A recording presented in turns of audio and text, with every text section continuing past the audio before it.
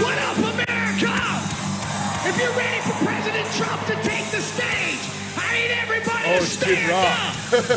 I need everybody to put a fist up in the air. That's all right, let's start out with Kid Rock. That's cool, I like Kid Rock. Get a fist up in the air. Now follow me. Oh, there it goes. Say fight, fight. Say fight, fight. In case you're not wondering, I told the call this is my son Frank. Say somebody scream. Say hello, Frank. The devil without a cause. I'm back with the beaver hats and Ben Davis slacks. 30-pack of stroll, straight rock and roll. Kid Rock's got no gain in the propane flow. The chosen one, I'm the living proof with the gift to gab from the city of truth. You know I jab, stab, and knock critics back. And I did not stutter when I said that. I'm going platinum, selling rhymes. I went platinum 7 times. Still they ill and wanna see us fry. I guess because only God knows why.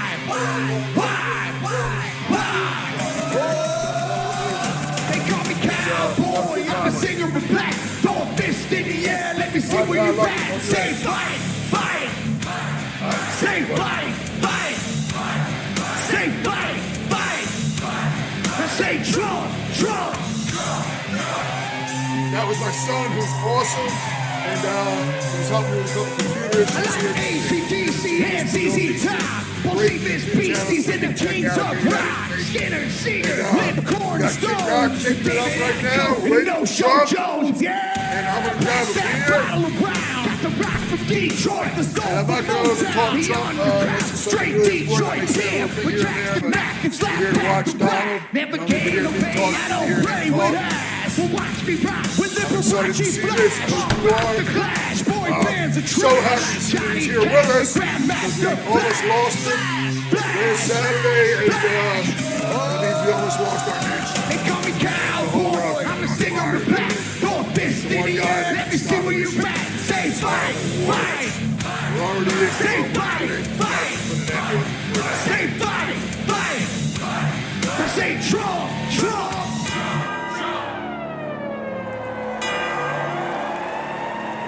I'm an American badass. Watch me kick. You can roll and rock, or you can. This is turned I'm the ultimate, I'm like Amazing Grace. I'm on rock and roll, like a rock this place. All super fly, living double wide. Psychom fly, the big John can ride. Bill Sack to share, bringing flash to flare. Got the long hair, swinging middle finger in the air. Snakeskin boots, 65 Chevelle. See me ride and sit and hit a rebel, yeah. I won't live to tell, so if you do, rock for freedom and rock for truth. Who knew I'd blow like Oklahoma, Florida, Georgia, Arizona? Smell the aroma and check my hits. I know it stinks in here, cause Trump's the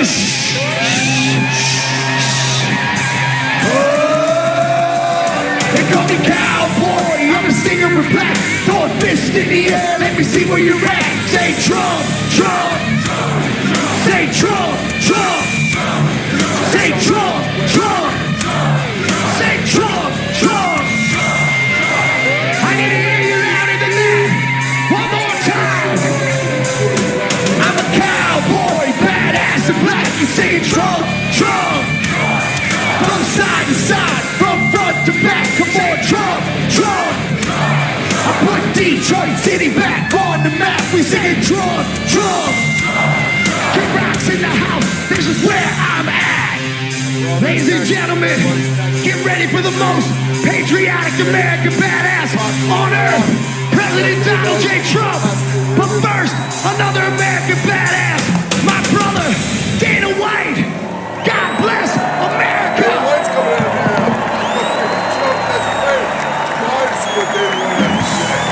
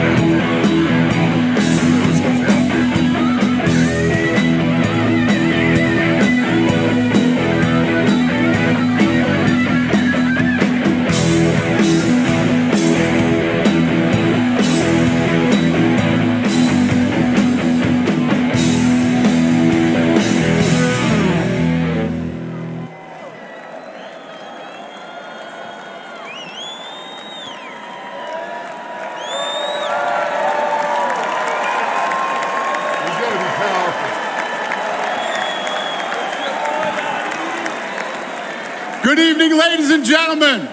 I am Dana White. I am the CEO and president of the Ultimate Fighting Championship.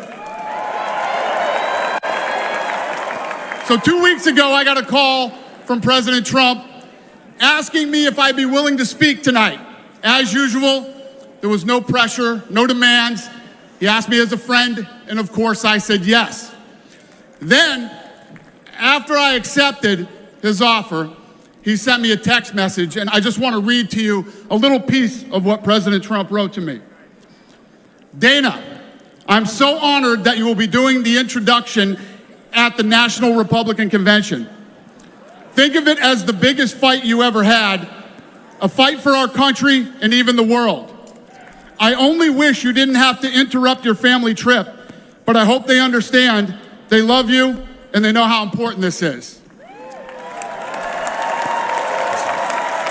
Now think about this. This man's running for president of the United States. He's fighting for the future of this country, and he's concerned about interrupting my family trip. That's the President Trump that I know, a man who truly cares about people. The mainstream media likes to push the narrative that he doesn't care about anyone but himself. I absolutely know that's not the truth, because I've been friends with this guy for 25 years. And for the people who know me, they'll know this is true. I just want to make something very clear.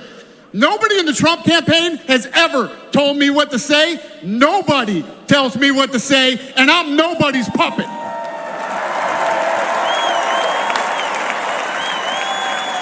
And I'm not telling you what to think. I'm telling you what I know. And I know President Trump. I know President Trump is a fighter. I've been saying this since 2015. Now look at what's happened over the last 10 years. We have all seen it with our own eyes. I'm in the tough guy business, and this man is the toughest, most resilient human being that I've ever met in my life. The higher the stakes, the harder he fights, and this guy never, ever gives up. So what's at stake here?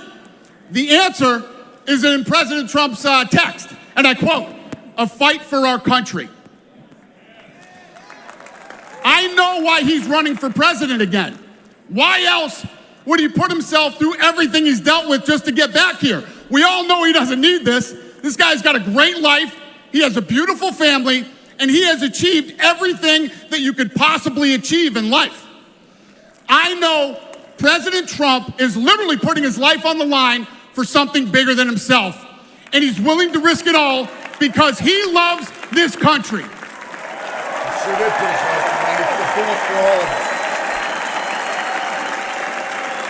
And I know he wants what's best for the American people, all American people.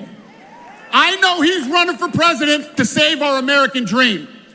I'm living the American dream, and I know the American dream is very real. Whether you were born in this country or came here from someplace else, this is the last real land of opportunity. President Reagan once said, government's first duty is to protect the people, not run their lives. And if you're buried in government red tape, how will you ever start your own business? If you're struggling to pay your bills, how can you ever afford to start a family? And if you don't feel safe in your own town, why would you ever buy a house? I know that President Trump is fighting to save the American dream, and that's what's at stake in this election. We are choosing who we want to lead us in this fight. I know President Trump is a proven leader, a fearless leader, and this country was in a much better place when he was in the Oval Office. In my mind, the choice is clear. But this election, we all get to choose. I know I'm going to choose strength and security. I know I'm going to choose opportunity and prosperity. I know I'm going to choose real American leadership and a real American badass.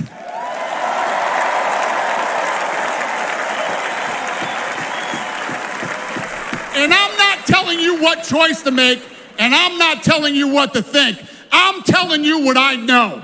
I know America needs a strong leader, and the world needs a strong America. I know Donald J. Trump is the best choice for President of the United States. My fellow Americans, it is my honor to introduce the 45th and soon to be 47th President of the United States, Donald J. Trump.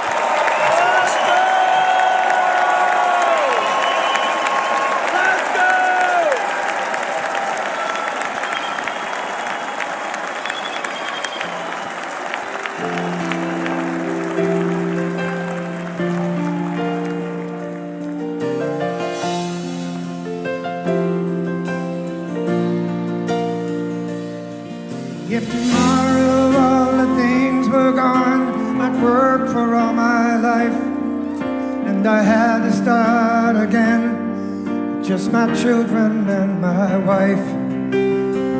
Thank my lucky stars to be living here today, 'cause our flag still stands for freedom, and they can't take that away.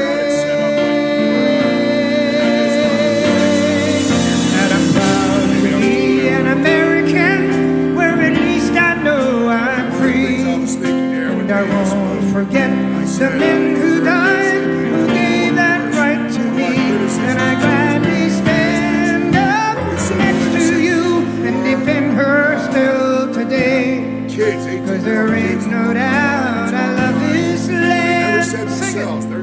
God bless the USA.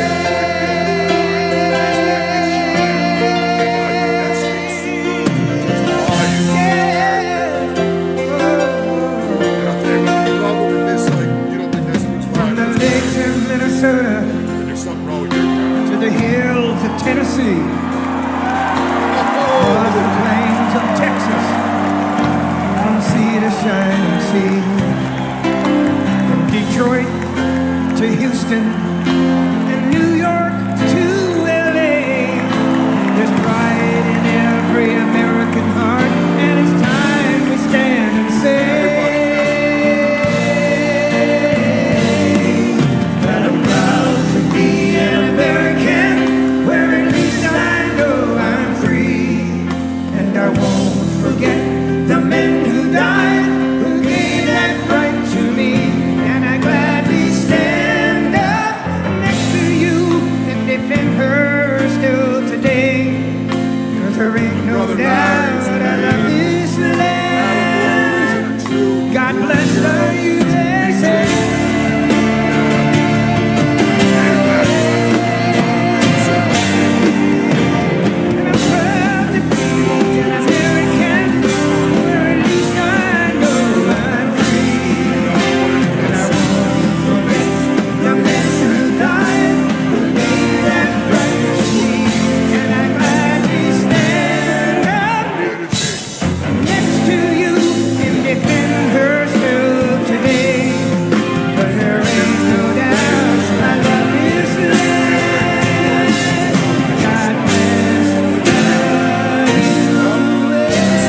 Let's go!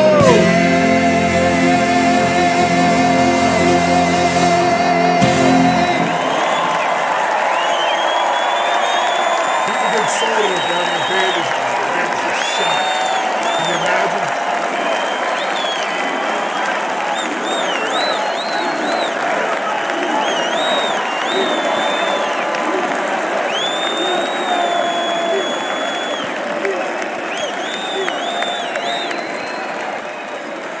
Beautiful first lady.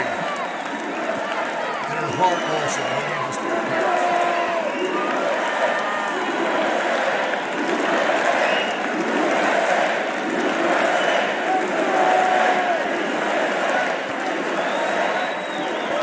Thank you very much. Thank you very, very much. Wow. And thank you, Dana.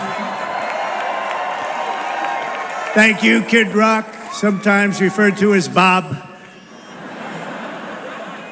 And thank you, Lee, right from the beginning. Thank you very much. What a talent. What a beautiful, beautiful song. Thank you. Slightly different Trump from same guy, but Friends, delegates, and fellow citizens, for what he's endured. I stand before you this evening with a message of confidence, strength, and hope.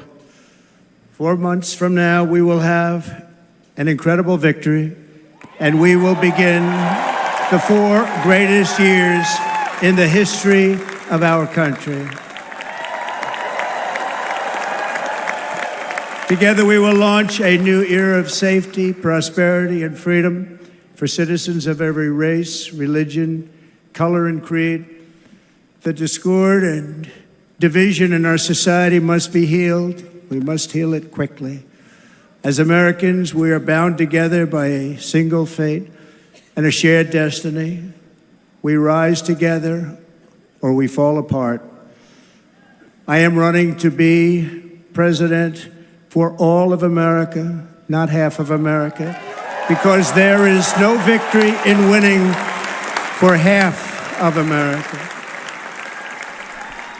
So tonight, with faith and devotion, I proudly accept your nomination for President of the United States. Thank you.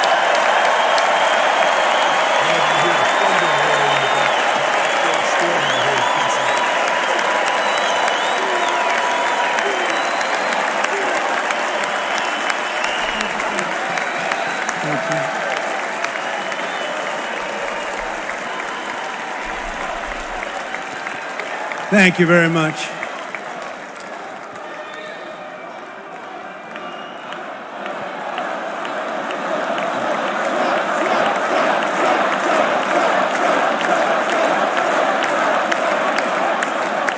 Thank you very much. And we will do it right. We're going to do it right. Let me begin this evening by expressing my gratitude to the American people for your outpouring of love and support following the assassination attempt at my rally on Saturday.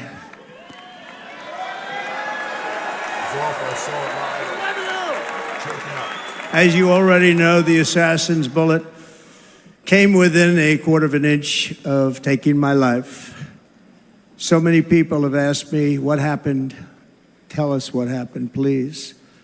And therefore, I will tell you exactly what happened, and you'll never hear it from me a second time because it's actually too painful to tell.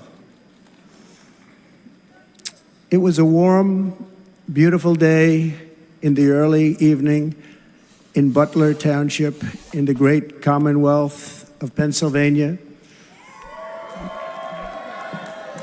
Music was loudly playing, and the campaign was doing really well. I went to the stage and the crowd was cheering wildly. Everybody was happy. I began speaking very strongly, powerfully, and happily because I was discussing the great job my administration did on immigration at the southern border. We were very proud of it.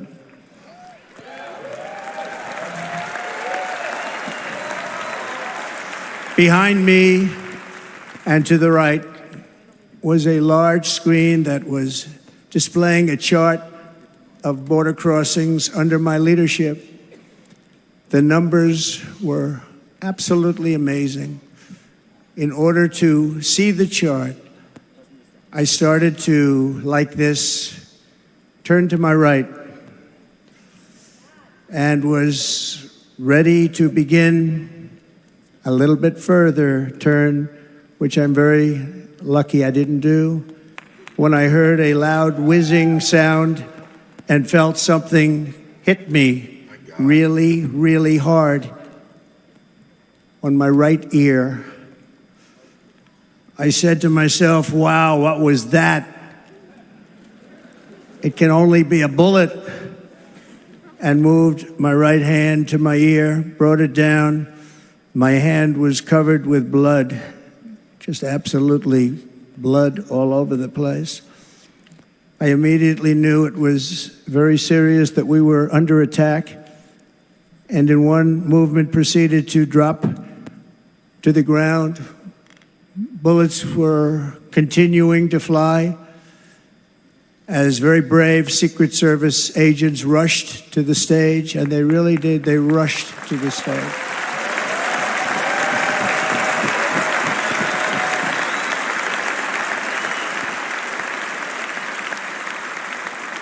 These are great people at great risk, I will tell you, and pounced on top of me so that I would be protected.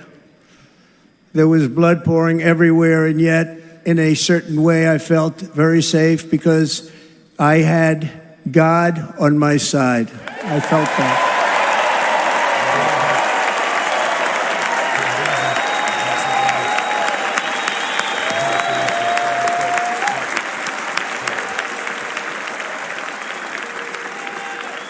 The amazing thing is that prior to the shot, if I had not moved my head at that very last instant, the assassin's bullet would have perfectly hit its mark, and I would not be here tonight. We would not be together.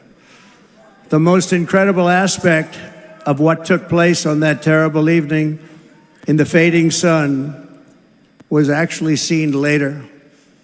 In almost all cases, as you probably know, and when even a single bullet is fired, just a single bullet, and we had many bullets that were being fired, crowds run for the exits or stampede, but not in this case. It's very unusual. No, they didn't. It stood. It stood strong. This massive crowd of tens of thousands of people stood by and didn't move an inch. In fact, many of them bravely, but automatically stood up looking for where the sniper would be. They knew immediately it was a sniper. And then began pointing at him. You can see that if you look at the group behind me. That was just a small group compared to what was in front. Nobody ran, and by not stampeding, many lives were saved. But that isn't the reason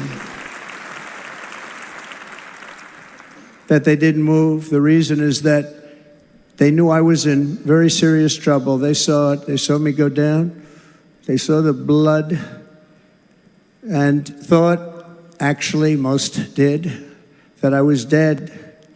They knew it was a shot to the head. They saw the blood. And there's an interesting statistic. The ears are the bloodiest part. If something happens with the ears, they bleed more than any other part of the body. For whatever reason, the doctors told me that. I said, why is there so much blood? He said, it's the ears. They bleed more. So we learned something, but they just, this beautiful crowd, they didn't want to leave me. They knew I was in trouble. They didn't want to leave me. And you can see that love written all over their faces. Incredible people. They're incredible people. Bullets were flying over us, yet I felt serene. But now the Secret Service agents were putting themselves in peril. They were in very dangerous territory. Bullets were flying right over them, missing them by a very small amount of inches. And then it all stopped. Our Secret Service sniper, from a much greater distance and with only one bullet used, took the assassin's life, took him out.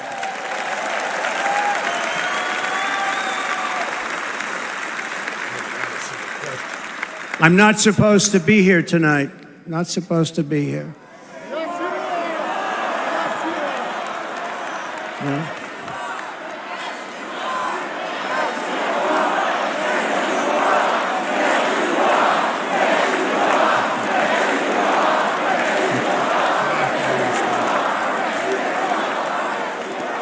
Thank you. But I'm not.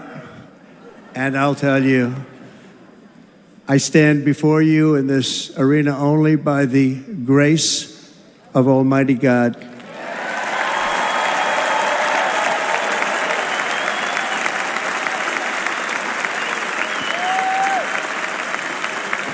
In watching the reports over the last few days, many people say it was a providential moment, Probably was. When I rose, surrounded by Secret Service, the crowd was confused because they thought I was dead, and there was great, great sorrow. I could see that on their faces as I looked out. They didn't know I was looking out. They thought it was over. But I could see it, and I wanted to do something to let them know I was okay. I raised my right arm, looked at the thousands and thousands of people that were breathlessly waiting, and started shouting, "Fight, fight, fight."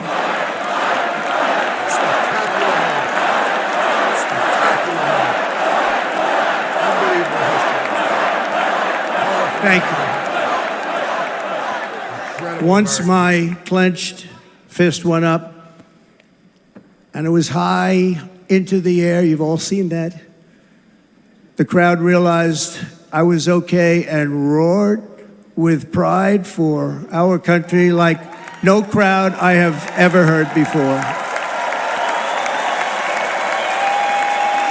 Never heard anything like it. For the rest of my life, I will be grateful for the love shown by that giant audience of patriots that stood bravely on that fateful evening in Pennsylvania. Tragically, the shooter claimed the life of one of our fellow Americans, Corey Comparator. Unbelievable person, everybody tells me. Unbelievable.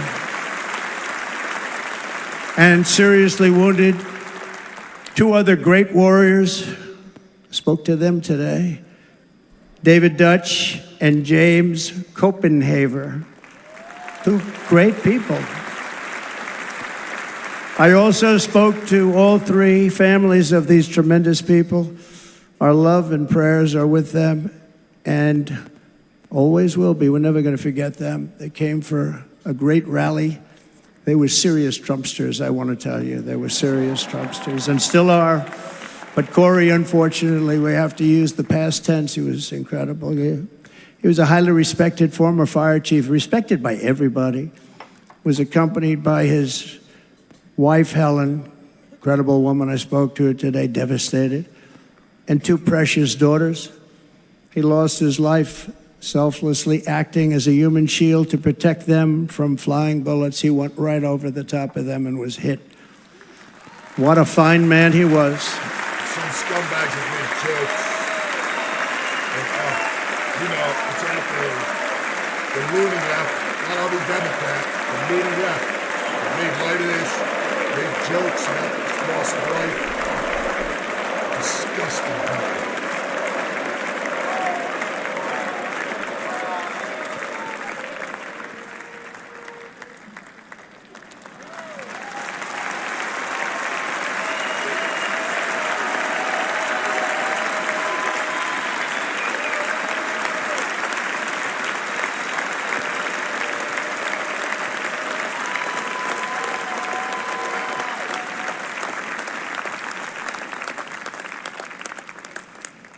I want to thank the fire department and the family for sending his helmet, his outfit, and it was just something, and they're going to do something very special when they get it. But we did something which cannot match what happened, not even close. But I am very proud to say that over the past few days, we've raised $6.3 million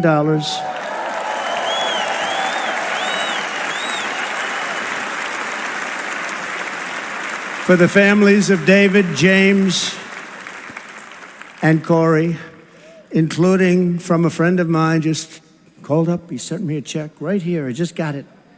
$1 million from Dan Newland. Thank you, Dan.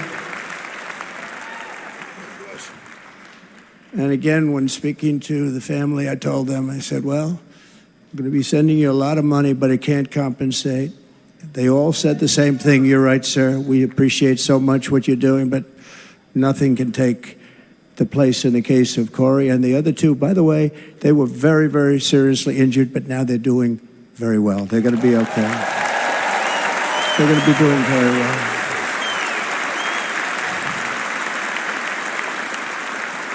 They're warriors.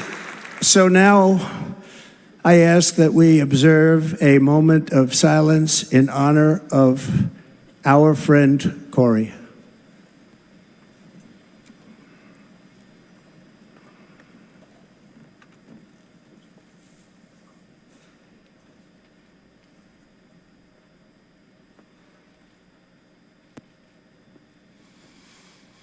There is no greater love than to lay down one's life for others.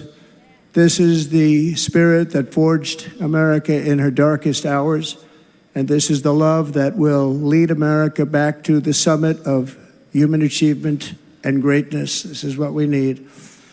Despite such a heinous attack, we unite this evening more determined than ever. I am more determined than ever, and so are you. So is everybody in this room.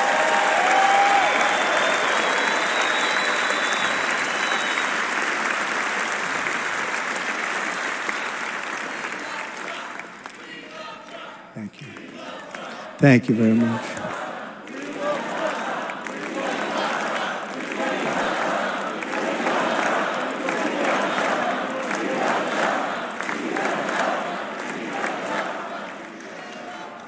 Our resolve is unbroken and our purpose is unchanged to deliver a government that serves the American people better than ever before.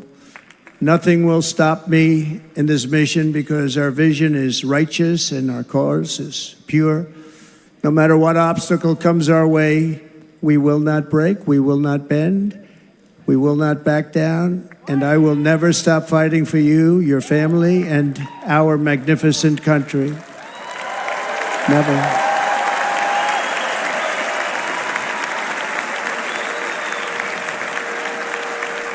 And everything I have to give with all of the energy and fight in my heart and soul, I pledge to our nation tonight. Thank you very much. I pledge that to our nation. We're going to turn our nation around, and we're going to do it very quickly. Thank you.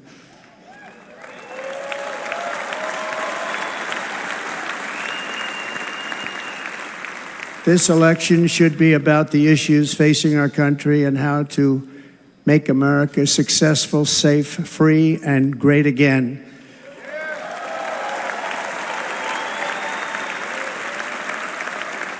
In an age when our politics too often divide us, now is the time to remember that we are all fellow citizens. We are one nation under God, indivisible, with liberty and justice for all.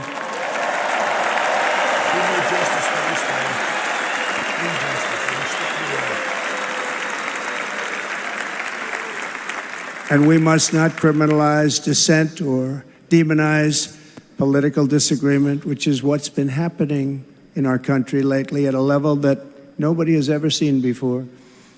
In that spirit, the Democrat Party should immediately stop weaponizing the justice system and labeling their political opponent as an enemy of democracy.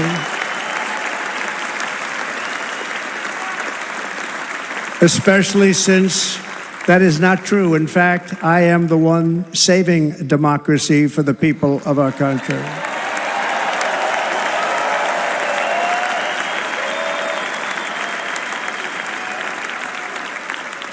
And very big news, as you probably just read, on Monday a major ruling was handed down from a highly respected federal judge in Florida, Eileen Cannon, finding that the prosecutor and the fake documents case against me were totally unconstitutional, and the entire case was thrown out of court.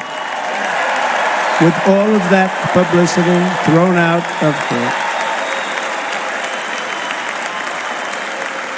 If Democrats want to unify our country, they should drop these partisan witch hunts, which I have been going through for approximately 8 years. And they should do that without delay and allow an election to proceed that is worthy of our people. We're going to win it anyway, but worthy of our people. On this journey, I am deeply honored to be joined by my amazing wife, Melania.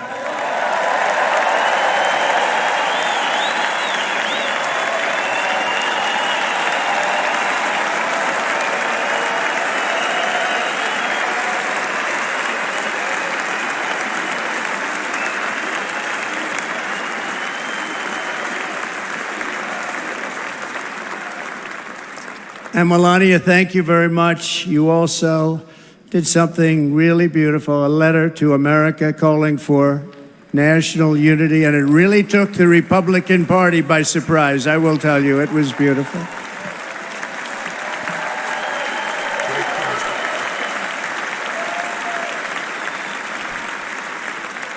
In fact, some very serious people said that we should take that letter and put it as part of the Republican platform. That would be an honor, wouldn't it?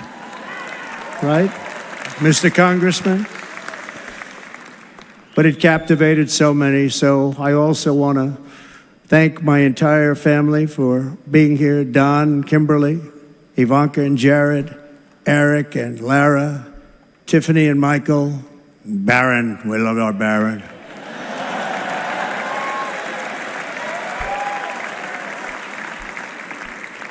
And of course, my 10 wonderful grandchildren. You saw a few of them up there on my lap before.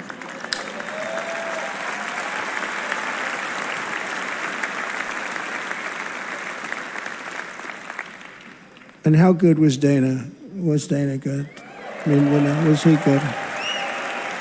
He was on probably the only vacation he's had in about, maybe ever, because he works, but about 10 years with his wife, very far away. I won't tell you where, but very, very far away, beautiful place.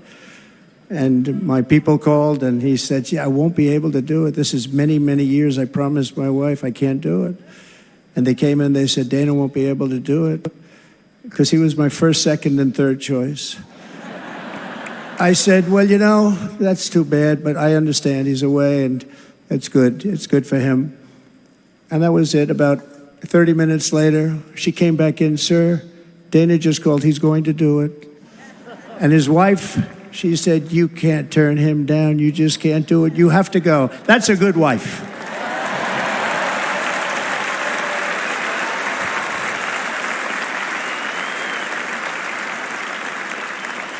So he got on a plane. He got here a little while ago. Now he's going to get on the plane in a little while, and he's going to go back home to his wife.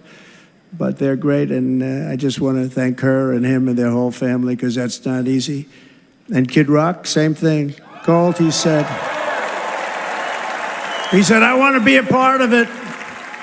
I want to be a part, because, Kid does his great song, Big, Big Monster song. I had no idea. He became a friend of mine over the last 10 years.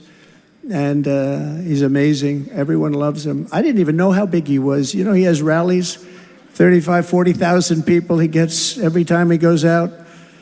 I think he's making so much money, he doesn't know what the hell to do with it. You want to know?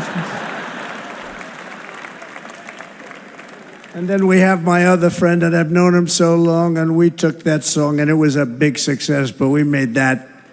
I saw a chart of great songs to America. That was #1 on the chart recently, #1. So that's Lee Greenwood, a very special, beautiful person. He's a beautiful man. But they all wanted to be here. They called. And how about the Hulkster? How good was he? Is he up? Where is he? Boy, oh boy.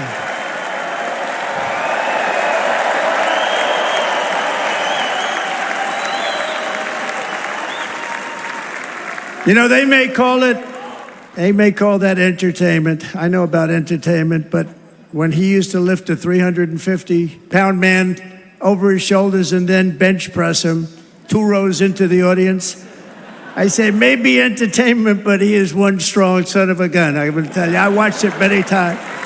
There aren't a lot of entertainers that can do that, right? You were fantastic. Thank you very much. Followed by Eric. What was that all about? Boy, that was good. I didn't want to really come up here.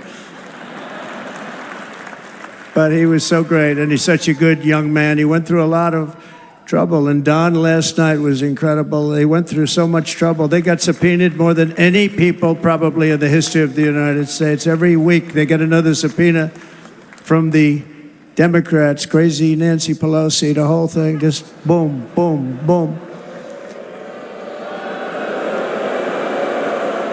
They've got to stop that, because they're destroying our country. We have to work on making America great again, not on beating people. And we won. We beat them in all. We beat them on the impeachments. We beat them on indictments. We beat them. But the time that you have to spend, if they would devote that genius to helping our country, we'd have a much stronger and better country.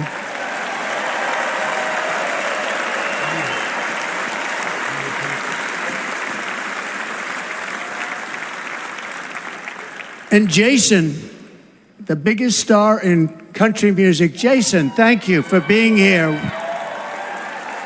Jason, thank you very much. Jason Aldean, he's good. I like his wife even better, by the way. She's here. Thank you, Jason. But I'm thrilled to have a new friend and partner fighting by my side. The next Vice President of the United States, the current Senator from Ohio, J.D. Vance, and his incredible wife, Usha.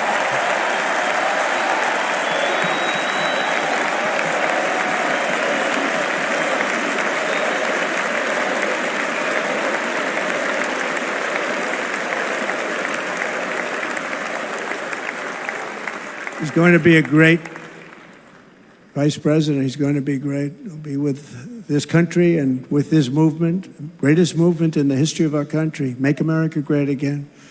When they criticize it, they say, we're going to try and stop MAGA. I said, MAGA is Make America Great Again. What are you going to stop? There's nothing to stop. Then they say, oh, that's right. It's very tough to fight it. And all of the people that did try and fight it have failed. But he's going to be with us for a long time, and it was an honor to select him. Great student at Yale. His wife was a great student at Yale. They met at Yale. These are two smart people. So, J.D., you're going to be doing this for a long time. Enjoy the ride.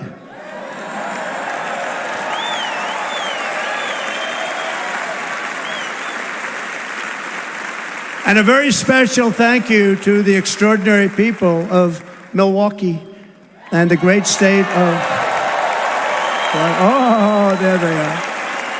There they are. You are so easy to spot.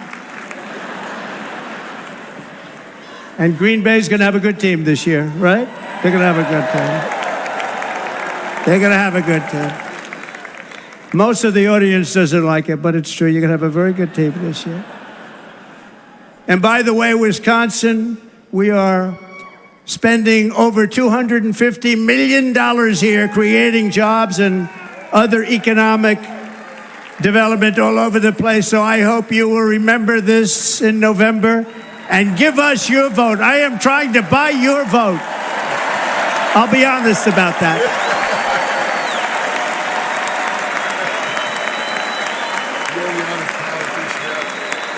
And I promise we will make Wisconsin great again. We're going to make it. Thank you, Mr. Governor. Thank you very much. Thank you. I'm here tonight to lay out a vision for the whole nation. To every citizen, whether you're a young or old man or woman, Democrat, Republican, or independent, black or white, Asian or Hispanic, I extend to you a hand of loyalty and of friendship. Together we will lead America to new heights of greatness like the world has never seen before. We were right there in the first term. We got hit with COVID. We did a great job. Nobody knew what it was, but nobody's ever seen an economy pre-COVID. And then we handed over a stock market that was substantially higher than just prior to COVID. Coming in, did a great job. Never got credit for that. We got credit for the war and defeating ISIS and so many things, the great economy, the biggest tax cuts ever, the biggest regulation cuts ever, the creation of Space Force, the rebuilding of our military. We did so much. We did so much. Right to try. Right to try is a big deal. We got right to try. They were trying to get that for 52 years. Somebody's terminally ill. And hopefully there's nobody in this audience, but it does happen a lot. They're terminally ill and they can't use our new space-age drugs and other things that we are way ahead. We have the greatest doctors in the world, the greatest laboratories in the world, and you can't do it. They've been trying to get that approved for 52 years. Wasn't that easy? The insurance companies didn't want to do it. They didn't want the risk. The labs didn't want to do it because if it didn't work, people are pretty far down the line toward death. They didn't want to do it. The doctors didn't want to have it on their records, so I got everybody into an office. 52 years they tried. Sounds simple, but it's not. And I got them to agree that somebody that needs it will, instead of going to Asia, Europe, or someplace, or if you have no money going home and dying, just die. We got them to sign an agreement, agree to it, where they're not going to sue anybody. They're going to get all of this stuff. They're going to get it really fast. And what's happened is we're saving thousands and thousands of lives. It's incredible. Right to try. That was incredibly important. It's a great feeling.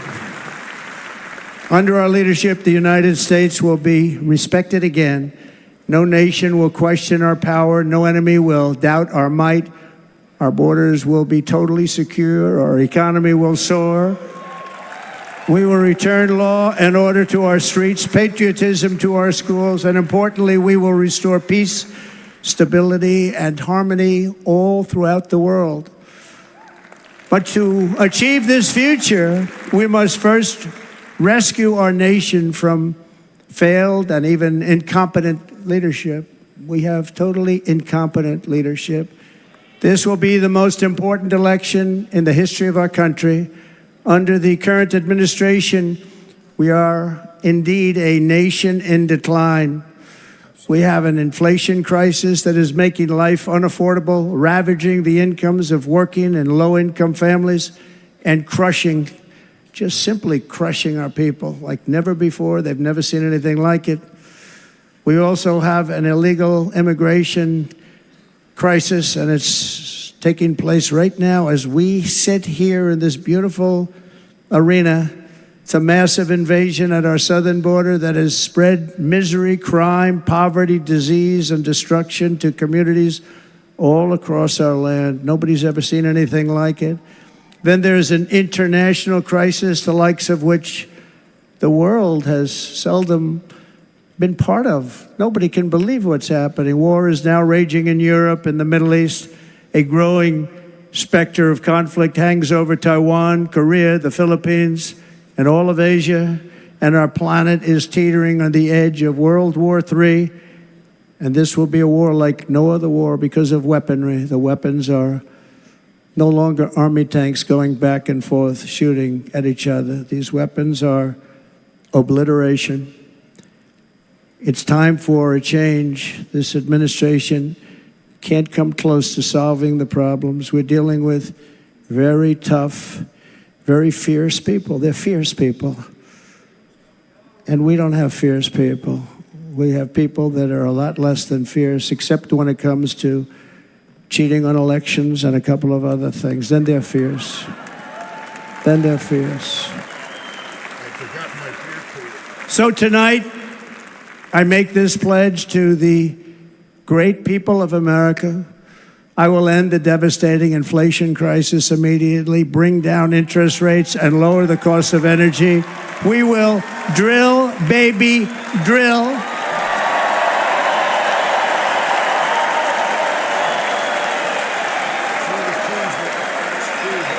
That's simple. That's simple.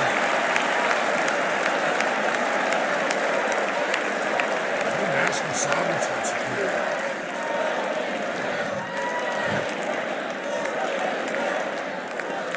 Can you believe what they're doing?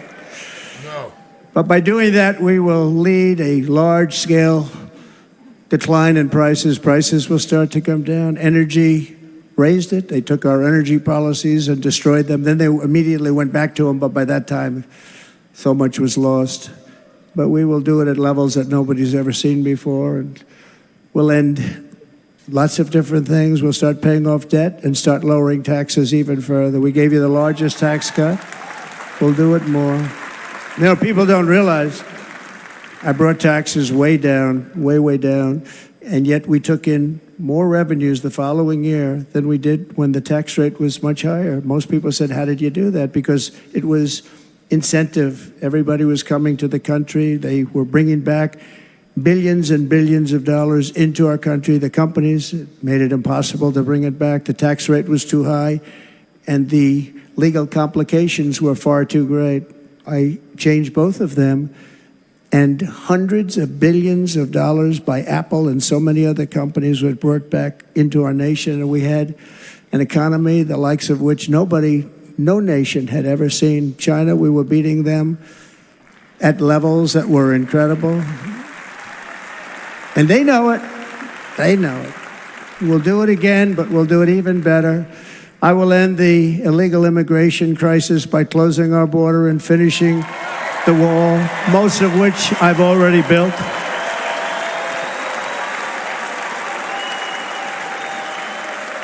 These idiots have been tearing it down. On the wall, we were dealing with a very difficult Congress. And I said, oh, that's okay. We won't go to Congress. I call it an invasion. We gave our military almost $800 billion. I said, I'm going to take a little of that money because this is an invasion. And we built, most of the wall is already built. And we built it through using the funds because what's better than that? We have to stop the invasion into our country that's killing hundreds of thousands of people a year. We're not going to let that happen. I will end every single international crisis that the current administration has created, including the horrible war with Russia and Ukraine, which would have never happened if I was president, and the war caused by the attack on Israel, which would have never happened if I was president. Iran was broke. Iran had no money. Now Iran has $250 billion. They made it all over the last 2.5 years. They were broke. I watched the other day on a show called Deface the Nation. Has anyone seen it? And they had a congressman who was a Democrat say, well, whether you like him or not, Iran was broke dealing with Trump. I told China and other countries, if you buy from Iran, we will not let you do any business in this country, and we will put tariffs on every product you do send in of 100% or more. And they said to me, well, I think that's about it. They weren't going to buy any oil. And they were ready to make a deal. Iran was going to make a deal with us. And then we had that horrible, horrible result that we'll never let happen again. The election result, we're never going to let that happen again. They used COVID to cheat. We're never going to let it happen again. And they took off all the sanctions and they did everything possible for Iran. And now Iran is very close to having a nuclear weapon, which would have never happened. This is a shame what this administration, the damage that this administration has done. And I say it often, if you took the 10 worst presidents in the history of the United States, think of it, the 10 worst, added them up, they will not have done the damage that Biden has done. Only going to use the term once. Biden, I'm not going to use the name anymore, just one time. The damage that he's done to this country is unthinkable. It's unthinkable. Together we will restore vision, strength, competence, and we're going to have a thing called common sense making most of our decisions, actually. It's all common sense. Just a few short years ago under my presidency, we had the most secure border and best economy in the history of our country, in the history of the world. We had the greatest economy in the history of the world. We had never done anything like it. We were beating every country, including China, by leaps and bounds. Nobody had seen anything like it. We had no inflation, soaring incomes were going. Nobody can believe it. You can't believe what happened 4 years ago is happening now in reverse. And the world was at peace. Inflation has been a killer for our country. No matter what you make it doesn't matter because inflation is eating you alive. People that were putting away money, they were making great wages, the highest they've ever made, but they were putting away a lot of money. Now they are just being destroyed. They're not putting away anything. They're barely living. They're going into savings accounts. They're taking out their money to live because of inflation. Inflation, remember, it's called a country buster. You can go back to Germany from 100 years ago. You can go back to any country that suffered great inflation. We've suffered the worst inflation we've ever had. But go back and see what's happened to those countries. We've had the worst inflation we've ever had under this person. But in less than 4 years, our opponents have turned incredible success into unparalleled tragedy and failure. It's been a tremendous failure. Today, our cities are flooded with illegal aliens. Americans are being squeezed out of the labor force and their jobs are taken. And by the way, you know who's taking the jobs that are created? 107% of those jobs are taken by illegal aliens. And you know who's being hurt the most by millions of people pouring into our country? The black population and the Hispanic population, because they're taking the jobs from our black population, our Hispanic population, and they're also taking them from unions. The unions are suffering because of it. Thank you. Thank you. I like you too. Thank you very much. Inflation has wiped out the life savings of our citizens and forced the middle class into a state of depression and despair. That's what it is. It's despair and depression. We cannot and will not let this continue. Less than 4 years ago, we were a great nation, and we will soon be a great nation again. We're going to be a great nation again.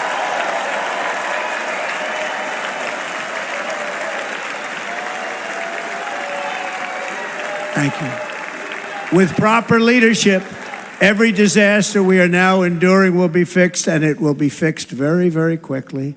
So tonight, whether you've supported me in the past or not, I hope you will support me in the future, because I will bring back the American dream. That's what we're going to do. You don't even hear about the American dream anymore. With great humility, I am asking you to be excited about the future of our country. Be excited. Be excited.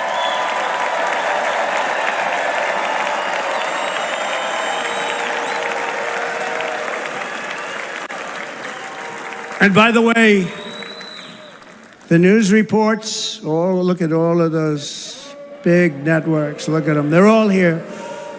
But every one of them has said this could be the most organized, best run, and most enthusiastic convention of either party that they have ever seen. Every single one.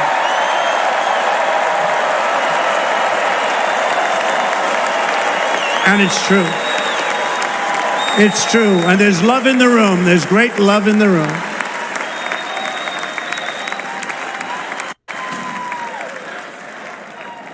So I better finish strong. Otherwise, we'll blow it. And we can't let that happen. Now, this was great. All of the great people that spoke, and everybody hit a home run. I mean, there's not one that I can think of where I said, oh, gee, that wasn't great. Every single person. I refuse to be the only one. Don't do that to me. They're already getting ready. See, I gave them an idea. Now, this was a great convention. This was, I think we're actually going to go home and miss it. You know, usually with a first of all, look at these crowds. You'd never have this at a convention. Look at these crowds.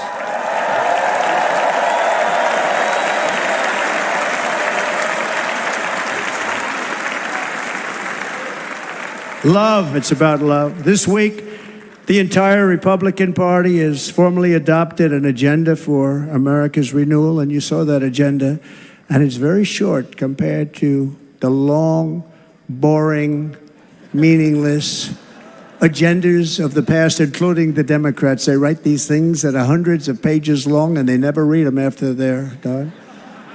In their case, fortunately, they don't read them because they're pretty bad. It's a series of bold promises that we will swiftly implement when you give us a Republican House. And Mr. Speaker, thank you very much. We have our great Speaker of the House with us tonight, Mr. Speaker. Thank you very much. Thank you. A Republican Senate, we have many senators here. And send me back to our beautiful White House just a few short months from now. We're talking about just months. It can't come fast enough. We have to get it done. First, we must get economic relief to our citizens. Starting on day one, we will drive down prices and make America affordable again. We have to make it affordable. It's not affordable. People can't live like this. Under this administration, our current administration, groceries are up 57%, gasoline is up 60 and 70%, mortgage rates have quadrupled.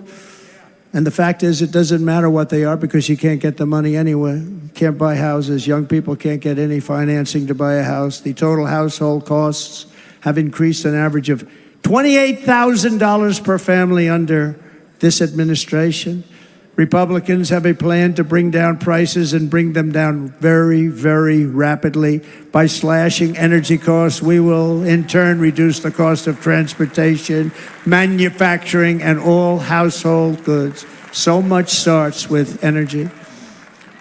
And remember, we have more liquid gold under our feet than any other country by far. We are a nation that has the opportunity to make an absolute fortune with its energy. We have it, and China doesn't. Under the Trump administration, just 3.5 years ago, we were energy independent. But soon, we will actually be better than that. We will be energy dominant and supply not only ourselves, but we will supply the rest of the world with numbers that nobody has ever seen, and we will reduce our debt, $36 trillion. We will start reducing that, and we will also reduce your taxes still further. Next, and by the way, they want to raise your taxes 4 times, think of it. And all my life, I grew up watching politicians. I always loved politics, I guess. I was on the other side. I'd watch and they were always talking about, we will give you a tax cut. We will give you a tax cut. My whole life I was watching, I will give you a tax cut, right, Mr. Congressman? That's all they talked about. This is the only administration that said, we're going to raise your taxes by 4 times what you're paying now, and people are supposed to vote for them? I've never heard it. You're paying too much. We're going to reduce your taxes still further. We gave you the biggest one, as I said. We're going to give you more, and it's going to lead to tremendous growth. We want growth in our country. That's what's going to pay off our debt. And next, we will end the ridiculous and actually incredible waste of taxpayer dollars that is fueling the inflation crisis. They've spent trillions of dollars on things having to do with the Green New Scam. It's a scam. And that's caused tremendous inflationary pressures in addition to the cost of energy. And all of the trillions of dollars that are sitting there not yet spent, we will redirect that money for important projects like roads, bridges, dams, and we will not allow it to be spent on meaningless green new scam ideas.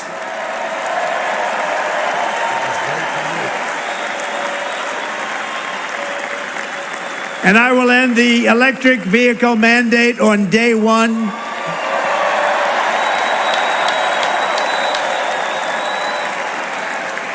Thereby saving the U.S. auto industry from complete obliteration, which is happening right now, and saving U.S. customers thousands and thousands of dollars per car. And right now, as we speak, large factories just started are being built across the border in Mexico. So with all the other things happening on our border, and they're being built by China to make cars and to sell them into our country. No tax, no anything. The United Auto Workers ought to be ashamed for allowing this to happen. And the leader of the United Auto Workers should be fired immediately. And every single auto worker, union and non-union, should be voting for Donald Trump, because we're going to bring back car manufacturing, and we're going to bring it back fast.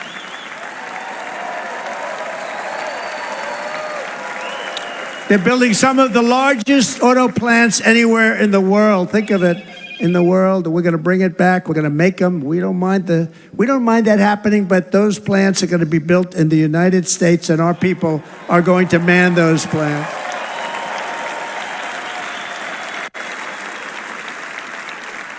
And if they don't agree with us, we'll put a tariff of approximately 100 to 200% on each car, and they will be unsellable in the United States.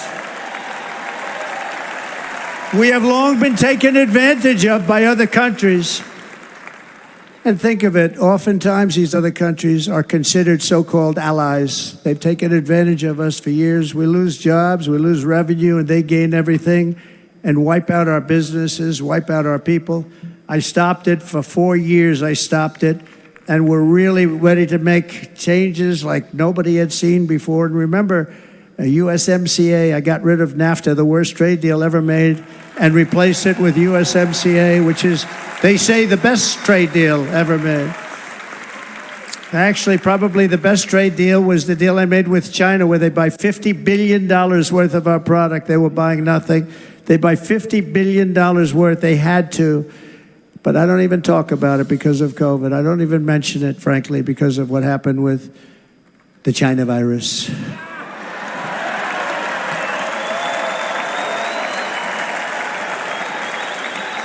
We will not let countries come in, take our jobs, and plunder our nation. They come and do that. They plunder our nation. The way they will sell their product in America is to build it in America. Very simple. Build it in America and only in America.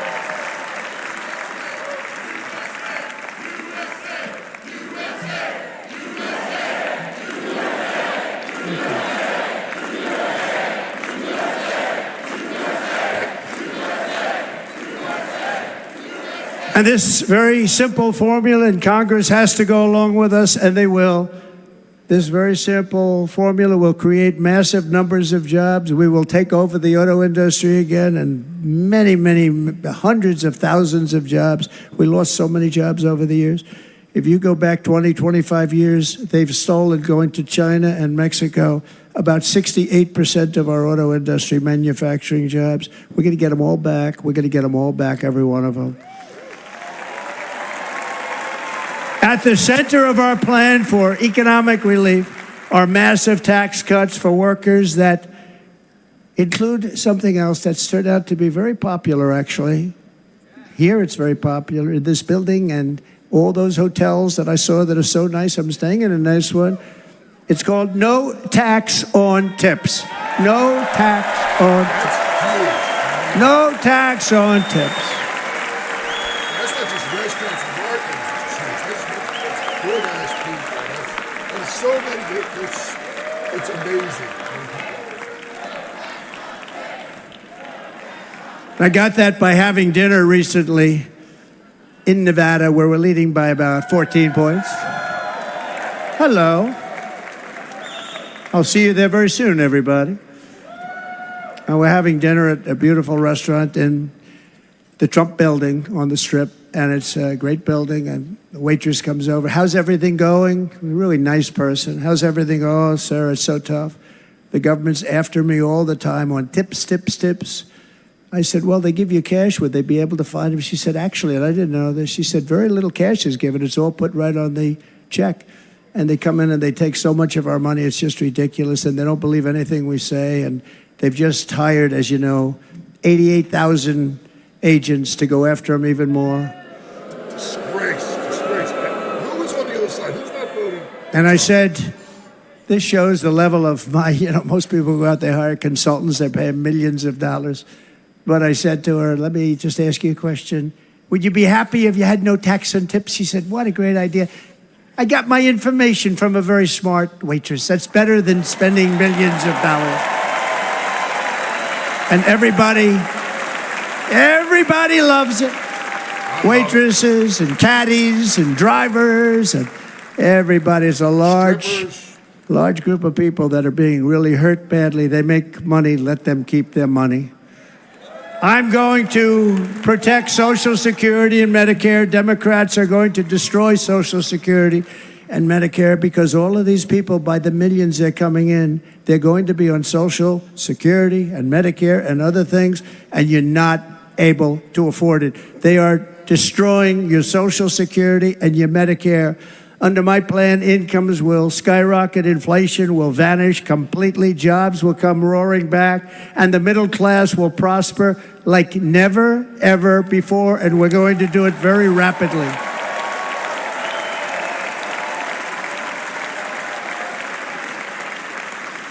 But no hope or dream we have for America can succeed unless we stop the illegal immigrant invasion, the worst that's ever been seen anywhere in the world. There's never been an invasion like this anywhere. Third world countries would fight with sticks and stones not to let this happen. The invasion at our southern border, we will stop it, and we will stop it quickly. You heard Tom Homan yesterday. Tom Homan, put him in charge and just sit back and watch.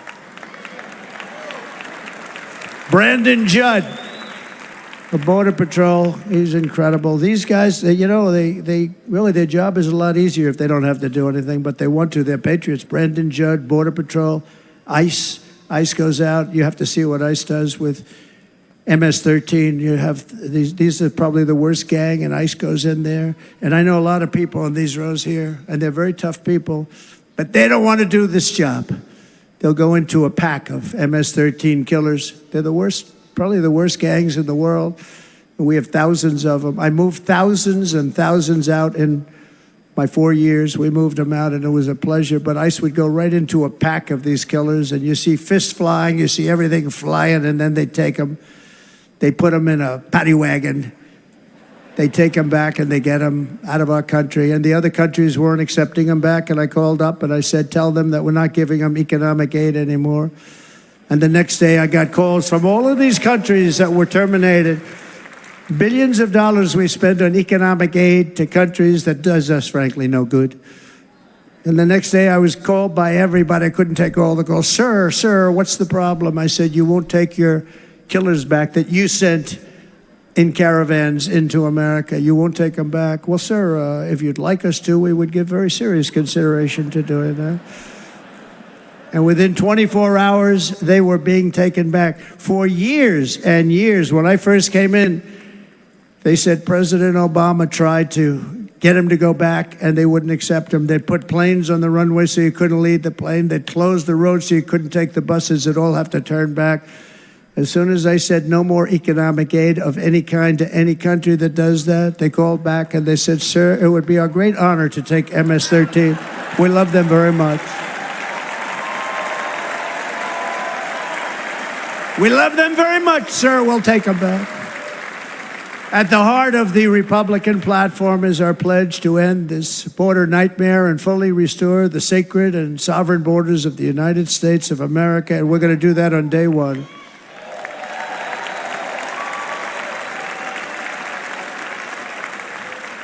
That means two things on day one, right? Drill, baby, drill, and close our borders.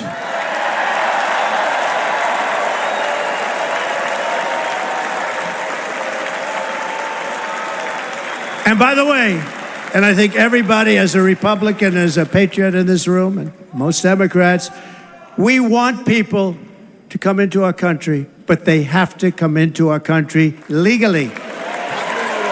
Legally.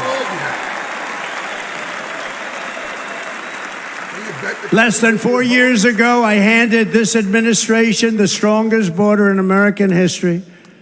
But you can see on the chart that saved my life, that was the chart that saved my life. I said, look it, I'm so proud of it. I think it's one of the greatest, it was done by the Border Patrol, one of the greatest charts I've ever seen. It showed everything just like that. You know the chart. Oh, there it is. That's pretty good. Wow. Last time I put up that chart, I never really got to look at it. But without that chart, I would not be here today.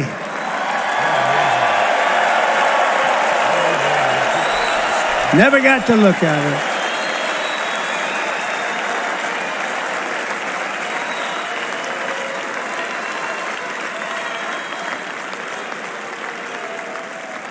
I said, you got to see this chart. I was so proud of it. And by the time I got to there, I never got to see it that day.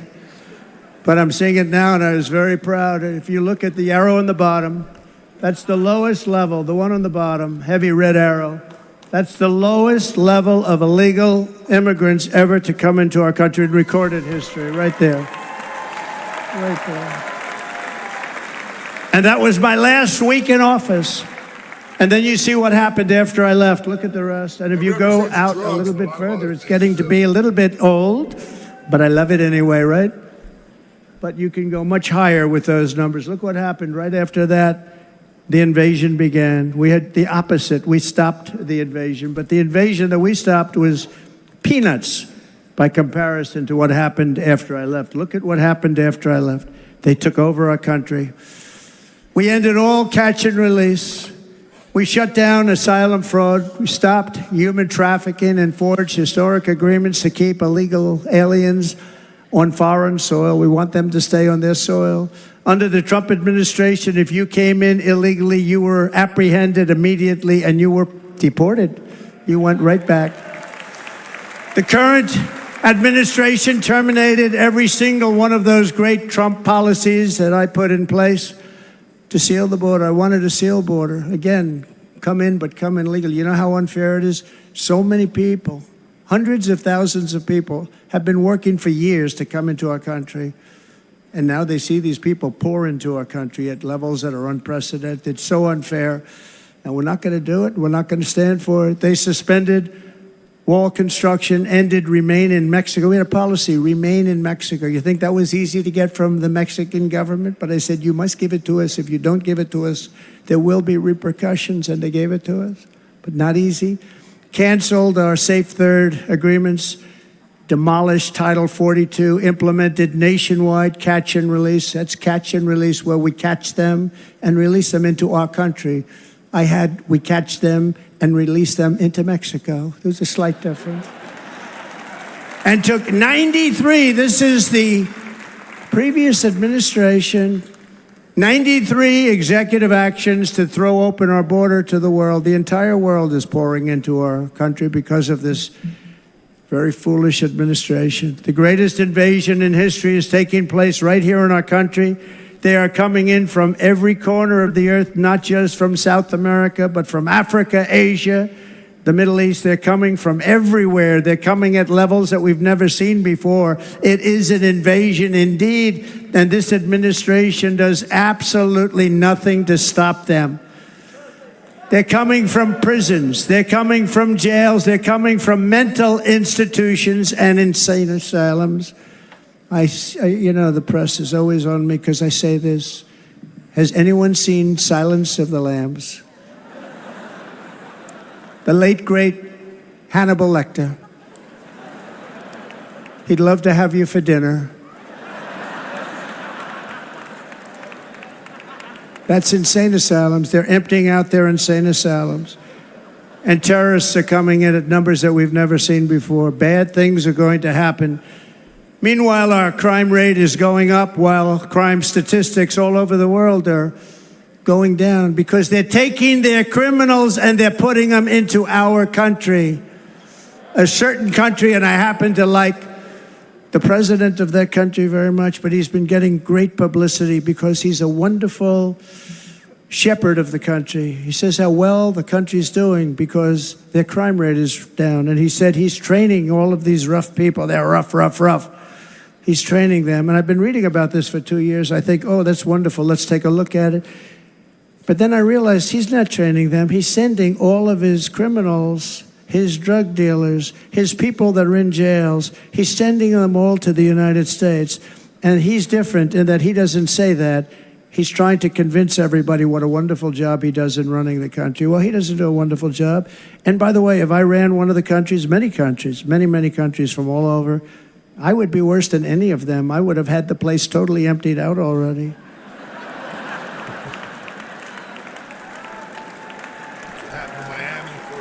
But we become a dumping ground for the rest of the world, which is laughing at us. They think we're stupid. And they can't believe that they're getting away with what they're getting away with, but they're not going to be getting away with it for long. That's what I can tell you.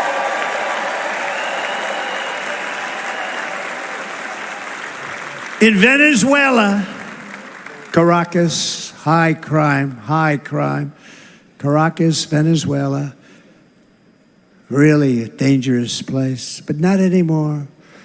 Because in Venezuela, crime is down 72%. In fact, if they would ever win this election, I hate to even say that, we will have our next Republican convention in Venezuela because it will be safe. Our cities will be so unsafe, we won't be able We will not be able to have it there in El Salvador. Murders are down by 70%. Why are they down? Now, he would have you convinced that because he's trained murderers to be wonderful people. No. They're down because they're sending their murderers to the United States of America. This is going to be very bad. And bad things are going to happen, and you're seeing it happen all the time. That's why, to keep our families safe, the Republican platform promises to launch the largest deportation operation in the history of our country. Even larger than that of President Dwight D. Eisenhower from many years ago. You know, he was a moderate, but he believed very strongly in borders. He had the largest deportation operation we've ever had. Just recently, I spoke to the grieving mother of Jocelyn Nungary, a wonderful woman, a precious 12-year-old girl from Houston who last month was tied up, assaulted, and strangled to death after walking to the convenience store just a block away from her house. Her body was dumped near the side of the road in a shallow creek, found by some onlookers who couldn't believe what they had witnessed.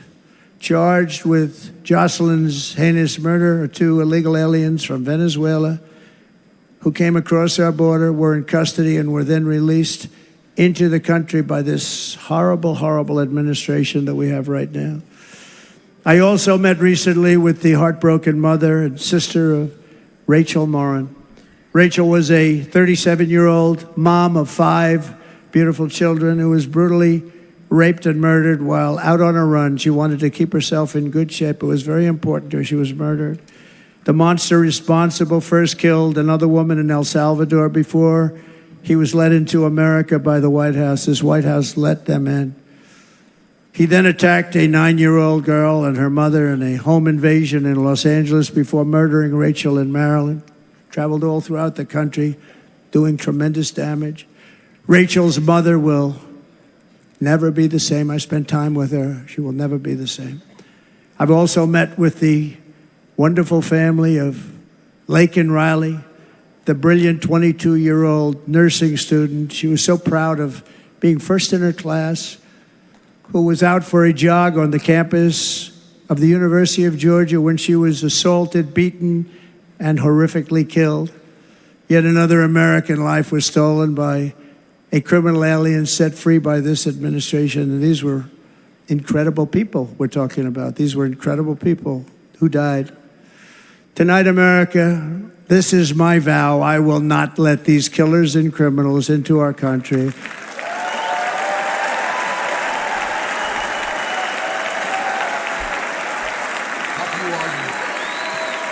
I will keep our sons and daughters safe. As we bring security to our streets, we will help bring stability to the world. I was the first president in modern times to start no new wars. You know, we were the toughest, we were the most respected. And you saw this. Hungry, strong country, run by a very powerful, tough leader. He's a tough guy. Press doesn't like him because he's tough. And he came out recently. They were asking him at an interview, the whole world is exploding. What's happening? What's going on? Viktor Orban, Prime Minister of Hungary, very tough man. He said, I don't want people coming into my country and blowing up our shopping centers and killing people. But they said to him, tell us what's going wrong, what's happening, what is it? He said, there's only one way you're going to solve it. You got to bring President Trump back to the United States because he kept everybody at bay. He used a word I wouldn't use because I can't use that word, because you'd say it was braggadocious. The press would say he was a braggart. I'm not a braggart. But Viktor Orban said it. He said Russia was afraid of him. China was afraid of him. Everybody was afraid of him. Nothing was going to happen. The whole world was at peace. And now the world is blowing up around us. All of these things that you read about were not going to happen. Under President Bush, Russia invaded Georgia. Under President Obama, Russia took Crimea. Under the current administration, Russia is after all of Ukraine. Under President Trump, Russia took nothing. Those are facts. Liberals don't want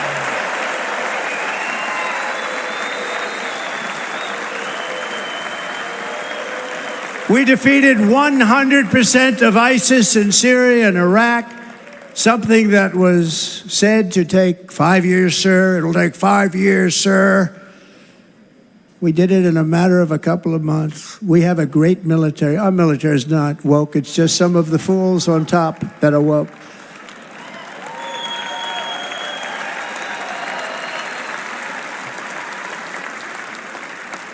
I got along very well. North Korea, Kim Jong-un, I got along very well with him. The press hated when I said that. How could you get along with him? Well, you know, it's nice to get along with somebody who has a lot of nuclear weapons or otherwise, isn't it? That makes sense to me. See, in the old days, they'd say, that's a wonderful thing. Now they say, how could you possibly do that? But no, I got along with them, and we stopped the missile launches from North Korea. Now North Korea is acting up again, but when we get back, I get along with him. He'd like to see me back, too. I think he misses me, if you want to know the truth. I miss you. Our opponents inherited a world at peace and turned it into a planet of war. We're in a planet of war. Look at that attack on Israel. Look at what's happening with Ukraine. The cities are just bombed out. How can people live like that where buildings, massive buildings, are falling to the ground? It began to unravel with the disastrous withdrawal from Afghanistan, the worst humiliation in the history of our country. We have never had a humiliation like that. 13 heroic U.S. service members were tragically and needlessly killed. 45 others were horrifically wounded. Nobody ever talks about them. No arms, no legs, face explosions, horrifically wounded. And by the way, we have a man in this room who's running for the U.S. Senate from a great state, Nevada, named Sam Brown, who paid the ultimate price. Thank you, Sam. Thank you, Sam. Thank you. He paid the biggest price probably ever paid by anybody that is running for office, and I think he's going to do great. He's running against a person that is not good, not respected, a total lightweight. But Sam, I think, paid, really, we were talking about it with some of the senators that are working so hard for Sam, but he paid the biggest price of any senator ever to run for the Senate. I don't think anybody's ever what he did. He was a real hero, a really great person. And he's running, and I hope that everybody gets out and votes for Sam Brown.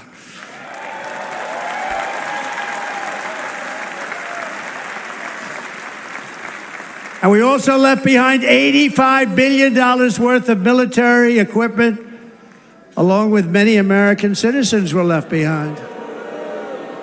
Many American citizens. Emboldened by that disaster, Russia invaded Ukraine. They saw this group of people that were incompetent. We took the soldiers out first. No, we're going to take the soldiers out second. If they would have followed my plan, we had a great plan. But the plan only kicked in if they did everything perfectly. And they weren't doing things perfectly, so we said it doesn't kick in. You know, 18 months in Afghanistan, we didn't have one, so they were killing them left and right, snipers. And I spoke to the head of the Taliban. You've heard this story. Abdul, still there, still the head of the Taliban. The press got on me. Why would you speak to him? I said, because that's where the killing is. I don't have to speak to somebody that has nothing to do with it. And I told him, don't ever do that. Don't ever do that again. Don't ever do that again. You've got to stop. Because during the Obama administration, many great people and soldiers, but a lot of soldiers were being killed from long distance. I said, if you keep doing that, you're going to be hit harder than anybody's ever been hit by a country before.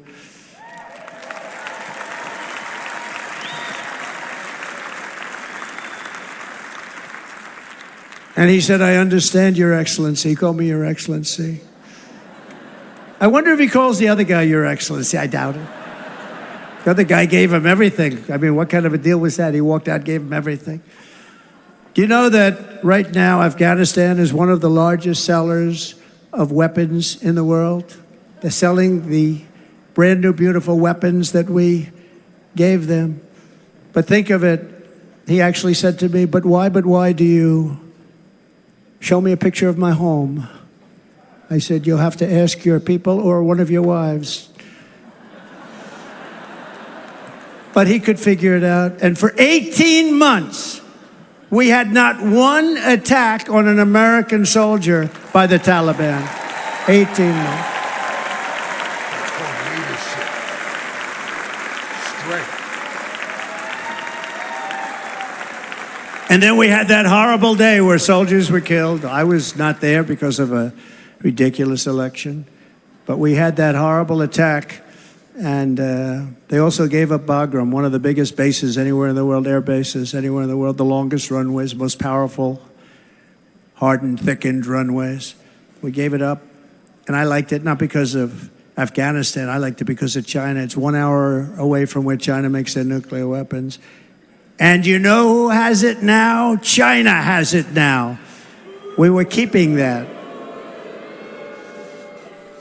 And now China is likewise circling Taiwan, and Russian warships and nuclear submarines are operating 60 miles off the coast in Cuba. Do you know that? No, the press refuses to write about it.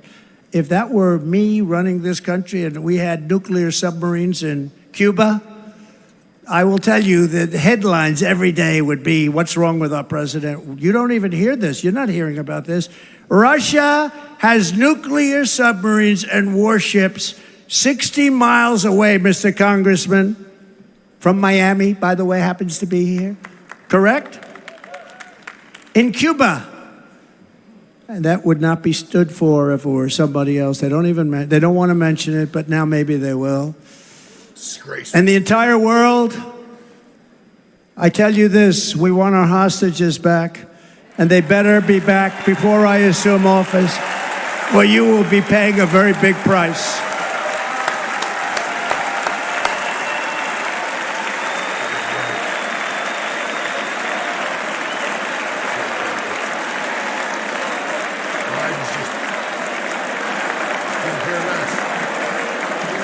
With our victory in November, the years of war, weakness, and chaos will be over. I don't have wars. I had no wars other than ISIS, which I defeated, but that was a war that was started. We had no wars. I could stop wars with a telephone call. I could stop wars with just a telephone call. Strength and diplomacy. If properly stated, it would never start. We will replenish our military and build an Iron Dome missile defense system to ensure that no enemy can strike our homeland. And this great Iron Dome will be built entirely in the USA. We're going to build it in the USA. And Wisconsin, just like I gave you that massive ship contract, and you're doing a very nice job, Governor, right? Thank you, Governor. And they're doing a great job. In fact, I had a little design change, and we gave them a tremendous for essentially what we used to call destroyers. These are now the most beautiful. They look like yachts. I said, we have to take the bow, and we have to make it a little nicer and a little point at the top instead of a flat nose. And the people at the shipyard said, this guy sort of knows what he's doing. We have the most beautiful ships, right, Governor? And everybody's sitting over there.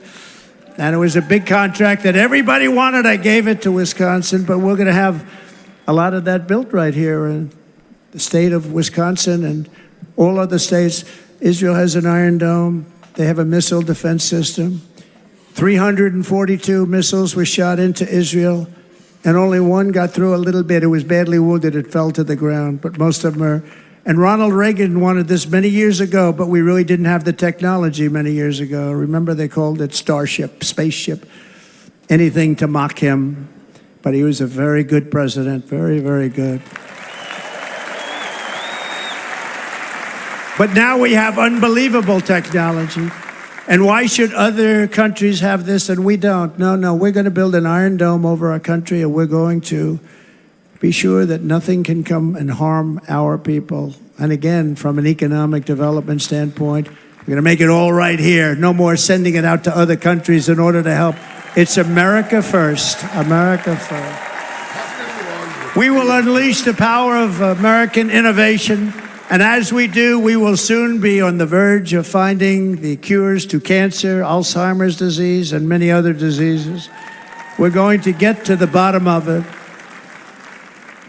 You remember this gentleman that I don't want to mention other than one time I had to, because when you say the 10 worst, I had to do it.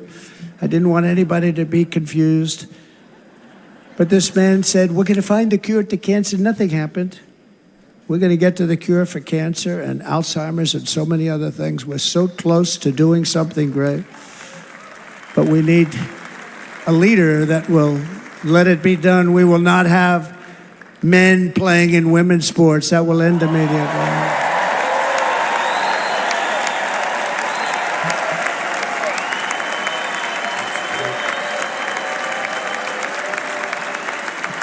And we will restore and renovate our nation's once great cities, making them safe, clean, and beautiful again. And that includes our nation's capital, which is a horrible killing field. So many things. They leave from Wisconsin, they go to look at the Washington Monument, they end up getting stabbed, killed, or shot. We will be very soon very proud of our capital, again, Washington, D.C.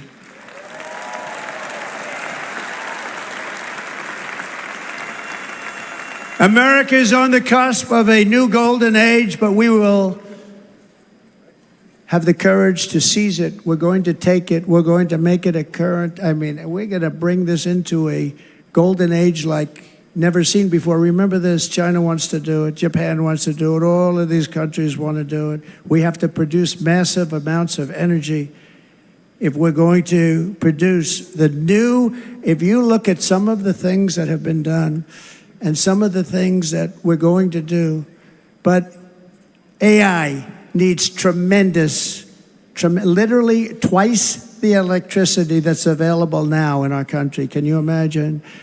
But instead, we're spending places where they recharge electric cars. They built 8 chargers at a certain location toward the Midwest. 8 chargers for $9 billion. Think of them as a tank for filling up your gas. Think of it. They spent $9 billion on 8 chargers, 3 of which didn't work. And if you were going to do this all over our country, this crazy electric mandate, if you're going to do this all, and by the way, I'm all for electric. They have their application. But if somebody wants to buy a gas-powered car, gasoline-powered car, or a hybrid, they're going to be able to do it. And we're going to make that change on day 1.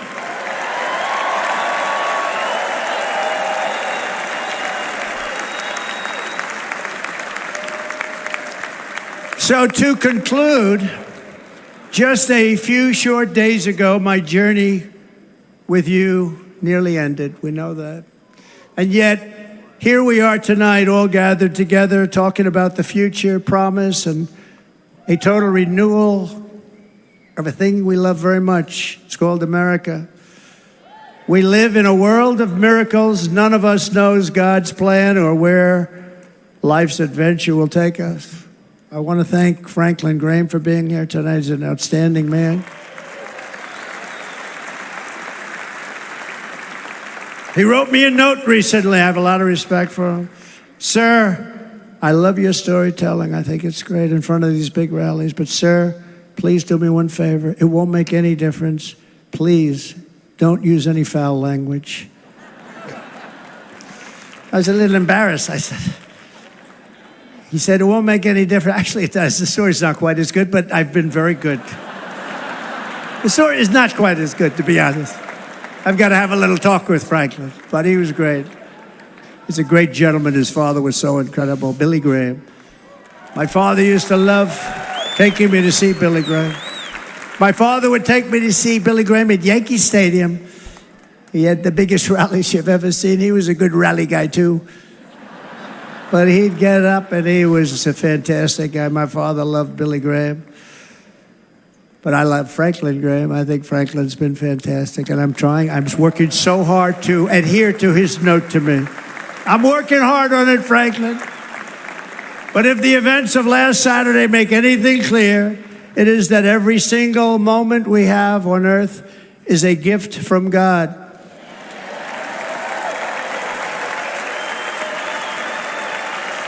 We have to make the most of every day for the people and for the country that we love.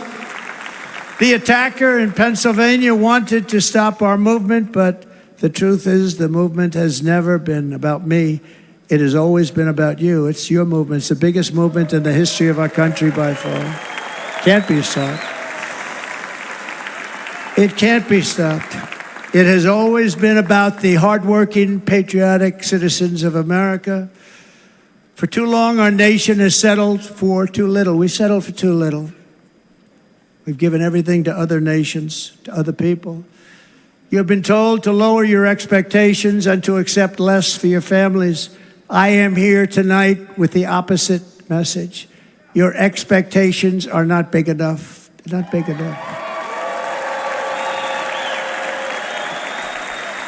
It is time to start expecting and demanding the best leadership in the world, leadership that is bold, dynamic, relentless, and fearless. We can do that.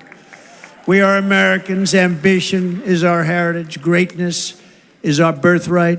But as long as our energies are spent fighting each other, our destiny will remain out of reach, and that's not acceptable. We must instead take that energy and use it to realize our country's true potential and write our own thrilling chapter of the American story. We can do it together. We will unite. We are going to come together, and success will bring us together.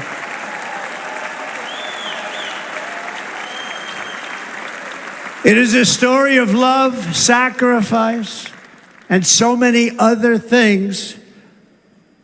And remember the word devotion. It's unmatched devotion. Our American ancestors crossed the Delaware, survived the icy winter at Valley Forge, and defeated a mighty empire to establish our cherished republic. They fought so hard, they lost so many. They pushed thousands and thousands of miles across a dangerous frontier, taming the wilderness to build a life and a magnificent home for their family. They packed their families into covered wagons, trekked across hazardous trails, scaled towering mountains, and braved rivers and rapids to stake their claim on the wide open, new, and very beautiful frontier. When our way of life was threatened, American patriots marched onto the battlefield, raced into enemy strongholds, and stared down death and stared down those enemies to keep alive the flame of freedom.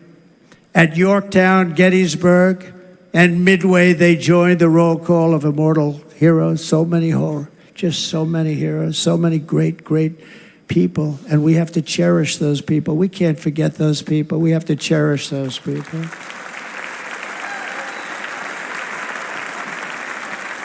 And building monuments to those great people is a good thing, not a bad thing.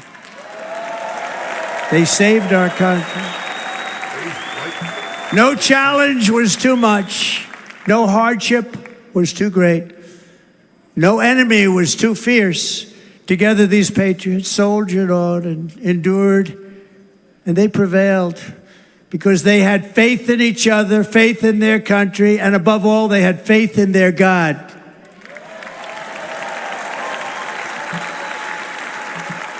Just like our ancestors, we must now come together, rise above past differences.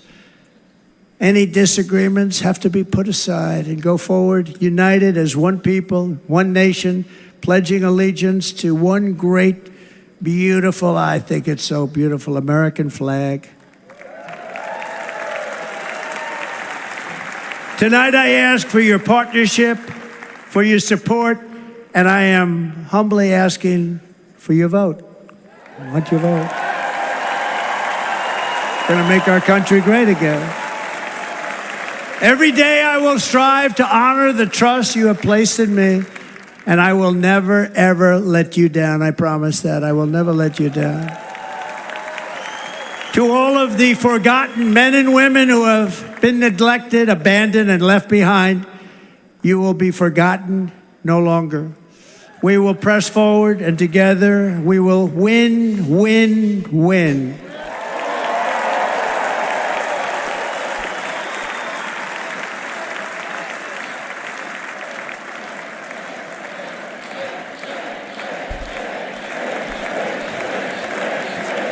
Win, win, win, win, win, win.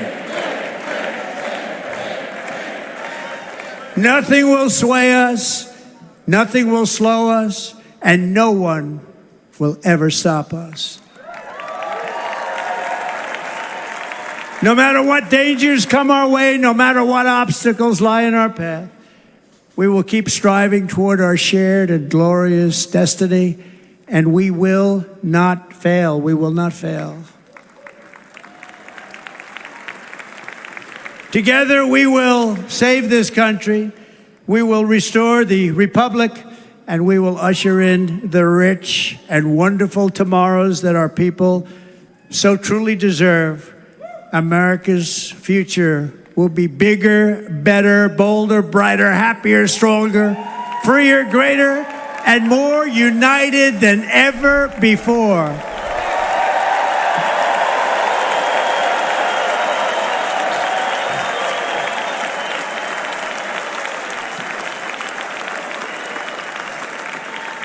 And quite simply put, we will very quickly make America great again. Thank you very much. Thank you very much, Wisconsin. God bless you. God bless you, Wisconsin, and God bless the United States of America, our great country. Thank you very much, everybody. Thank you. Well, what'd you think, guys? I said before it started, I thought we'd see a slightly different Donald Trump this evening. We did. I expected that because of what he had just gone through on Saturday. I really, a lot of people I speak to, myself included, feel there was divine intervention on Saturday. I'm so sorry for the loss of life and those injured. But for Donald Trump himself, it really feels that way. And not just, I don't think that would be done just for the man, but for the world, because I think he's the one person that's in a position right now to prevent World War III from going all the way and just the total annihilation of everything that God has created. So I feel that that's what that would be about. And I think he's been humbled by that because he realizes that himself. I think he's so grateful when he sees his children, his grandchildren, and knows that he can carry on another day and realizes that he may have a mandate from a higher power. You may or may not believe that, and that's fine, but I think that in his heart he feels that. He feels so thankful, and he feels that he needs to unify this incredible turmoil we're all in. It's just not working, so I think that's what he's thinking. I can't put words in his mouth, but that's what I saw tonight. What did you see? It'll be interesting to see the way the mainstream news media, and more interesting to see the way the real tunes, the Joy Reids and them try to spin this. If I look at this objectively, I'm a big Trump fan. I'm a pretty conservative guy. I can't imagine one thing he said. But quite often they say things that just blow my mind. I don't know how the biggest left-wing liberal, and some, I know some people that are, liberal leaning and whatnot, that, we don't agree on things, but they're not completely nuts. But I don't even care if you're the complete nut, the complete lunatic left, the real crazy fringe, What could you argue with? He wants a safe nation. How do you argue against a safe nation? He wants drugs to stop pouring across the border. He wants criminals to not be just walking into our country. We're real criminals. I mean, this MS-13 thing, by the way, if you're not familiar with them, I am extremely dangerous people, horrifying what they're willing to do, horrible the things they have done, horrible the things they will do. I live right here in Tucson. I've seen them bussing them out just miles from my house, loading them on buses and sending them all over the country to an area near you. Factual. I've done other videos on that. You can look back at my other videos and see that I've spoken about that. I was literally right there where they were bringing them in. Look, I don't know what you could bitch about. The only thing I could bitch about, if I want to be, if I want something to bitch about, I like the mean tweets. I like angry Trump. I like him freaking out. I like him yelling at Rosie O'Donnell. I love all that stuff. I find it very entertaining. And even politically, I think it's from my standpoint, it captivates me. It tells me how enthused he is, and he really believes in what he's saying. I love all that. However, he's not speaking to me. He's already got me, right? And I got some other texts. Some people saying it was a great speech. Some people saying, frankly, it was boring. The people that said it was boring were people that think more like me. They wanted to hear more.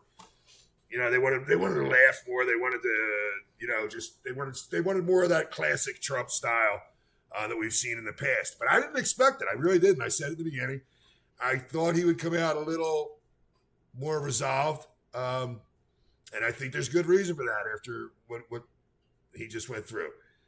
I don't know what you could argue about. Better jobs for people, saving our automobile industry, not letting people in our country that would do tremendous harm to us, the harm that's been done to these children and these rapes, these murders, these horrible things. I don't even want to think about it. And on a larger scale, we could have an incredible terrorist strike in this country from within. I don't know that I don't think he touched on that word, terrorism, but it's almost an inevitability if we don't do something to prevent it. I can't find anything. I'm being very objective. If I disliked Trump, if I totally disliked him, I don't know anything I could single in on there and try to attack. Not a thing. Not one thing. Let me know in the comments. Let me know, if you can find even one thing where he said something even controversial. And he was very clear, and he always has been clear on this, but, the mainstream lies about him so much. He was very clear that he wants to be a president for everyone.